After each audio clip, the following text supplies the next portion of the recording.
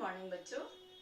सरगम में आज हम लोग पढ़ेंगे अक्षय कुमार जैन द्वारा लिखा गया परम वीर सेनानी पाठ। जैसा कि नाम से ही पता चल रहा है कि इस पाठ में हम लोगों को किसी बहुत बड़े सैनिक के बारे में जानना है और वो बहुत बड़े सैनिक हैं अब्दुल हमीद, जिनका जन्म पूर्वी उत्तर प्रदेश के एक छोटे से गांव धामपुर में 1 सितंबर 1933 को हुआ था। इनकी माता का नाम सकीना बेगम और पिता का नाम उस्मान था। इनके पिता पेशे से दर्जी थे। एक दिन अब्दुल हमीद अपने पिता की दुकान पर बैठे थे।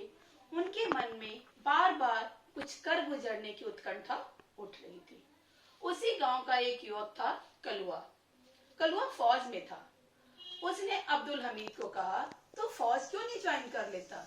इससे अच्छी नौकरी क्या हो सकती है? कलुआ की सलाह अब्दुल हमीद को पसंद आ गई। उन्होंने अपने अब्बा से बात किया, लेकिन उनके अब्बा ने फौज में जाने से उन्हें मना कर दिया और अपनी पत्नी से सलाह मशवरा करके जल्द ही अब्दुल हमीद की शादी करा दी, ताकि यह पारिवारिक मोह माया में फंसकर फौज में न जाए।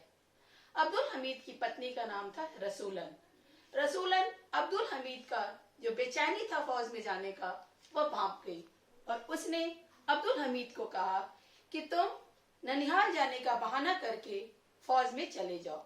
अब्दुल हमीद को अपनी पत्नी का सलाह पसंद आ गया और वो अपने अब्बा से ननिहाल जाने का बहाना करके फौज में भर्ती हो गए। 1962 की ट्रेनिंग उन्होंने पूरी की, तभी चीन ने भारत पर आक्रमण कर दिया।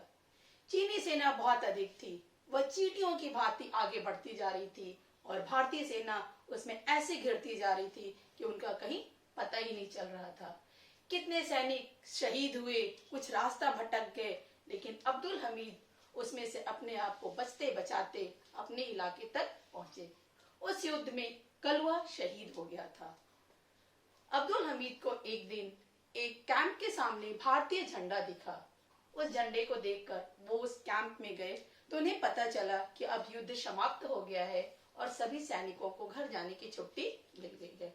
अब्दुल हमीद भी अपने गांव धामपुर आए। धामपुर में सभी लोगों ने बड़े ही गर्मजोशी से अब्दुल हमीद का स्वागत किया। सब लोग खुशियां मना रहे थे। कलुआ की माँ भी जब सुनी तो वो भी दौड़ी दौड़ी आई और अपने बेटे के बारे में जानना चाह रही थी, लेकिन अब्दुल हमीद कैसे बताएं कि वह शहीद हो गया है। वह उसकी बहादुरी के किस्से सुनाते रहे, लेकिन यह नहीं बोल पा रहे थे कि कलुआ अब कभी वापस नहीं आएगा। लेकिन अंततः बहादुरी के किस्से सुनाते सुनाते उन्हें कलुआ के वीर गति प्राप्त करने की बात भी बतानी पड़ी। उसके पश्चात 27 मई 1964 को पंडित नेहरू के मरणोपरांत पाकिस्तानी सैनिकों ने भारत पर आक्रमण कर दिया, क्योंकि उन्हें लगा कि भारत को खंडित करने का, भारत को टुकड़े करने का इससे अच्छा मौका दूसरा नहीं मिलेगा। 10 सितंबर 1965 का दिन था। खेमकरण के खेतों में पाकिस्तानी जो टैंक थी वो उतरने लगी। अब्दुल हमीद तैयार था। उसने 2 पाकिस्तानी टैंकों को नष्ट कर दिया। तीसरे पाकिस्तानी टैंक पर उसने गोलियों की बौछार करना प्रारंभ ही किया था कि उसकी जीप एक जलते हुए टैंक से टकरा गई। अब्दुल हमीद के हौसले को देखकर पाकिस्तानी सैनिकों को मुंह की खानी पड़ी। अब्दुल हमीद का हौसला पस्त नहीं हुआ। वो मरते दम तक पाकिस्तानी सेना का सामना करता रहा और अंत में उसका पूरा शरीर एकदम घायल हो गया, झुलस गया और वो वहीं पर वीर गति को प्राप्त हो गया। उसके मरणोपरांत भारतीय सरकार ने उसे पहले महावीर चक्र और उसके पश्चात सेना का सर्वोच्च सम्मान परमवीर चक्र से सम्मानित किया। यह है गाजीपुर के धामपुर गांव के अब्दुल हमीद की कहानी। हमारा यह पाठ पूरा हुआ। धन्यवाद। आपका दिन मंगलमय हो।